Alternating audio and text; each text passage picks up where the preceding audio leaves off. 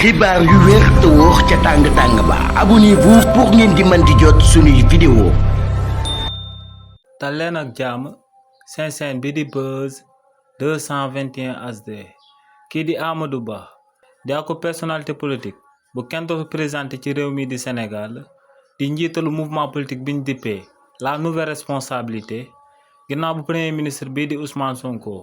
présenté Sénégalais yi plan de redressement économique et social si bi nga xam ne si la nama daal di jaar ngir suqali réewu Sénégal te mu daal di wax que ne day reposer wu essentiellement ci ressource endogène bi maanaam état bi ci impôt ki taxe yu nam ma jëlee ci sénégalais yi la nama daal di sukkandiku ngir génnee réewu Sénégal ci góota gum nekk fii ak ñaari at. kii di Amadou Ba yëkkati na ay kàddu daal di ciy àddu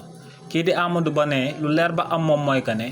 plan boobee nga xam ne état bu Sénégal bi si la daal di sukkandiku ne day daal di suqali réewu Sénégal fii ak ñaari at ne bu ko wàccut amaana dina daal di am ay ëmët daal di am akub révolte populaire ne lu sabab lu tax mu wax li ni mel moom mooy que ne bu fekkee ne gouvernement bu bees bi dafa bëgg a daal di limiter dépenses yi ne par la force mu wàññi salaire yi wala mu daal di dàq quelques employés comme nu mu koy amalee waaye tamit ne bu bëggee daal di reposer wu uniquement ci ressources endogènes yi ne kon lu leer ba am moom mooy que ne day yokku impôts yi daal di yokku taxes yëpp ci réewu Sénégal nee nag li ni mel dina daal di sabab par la force kon population sénégalaise bi daal di fippu ndax ne lu leer ba am moom mooy que ne actuellement sénégalais yu bëri ci métit ak souffrance lañ nekk di dund te ne li ni mel lu ko sabab du lenn lu dul condition économique yi ñuy daal di dund ci réewu Sénégal donc ne lu leer ba am moom mooy que ne plan de redressement économique et social bi nga xam ne moom la premier ministre bii di Ousmane Sonko daal di proposé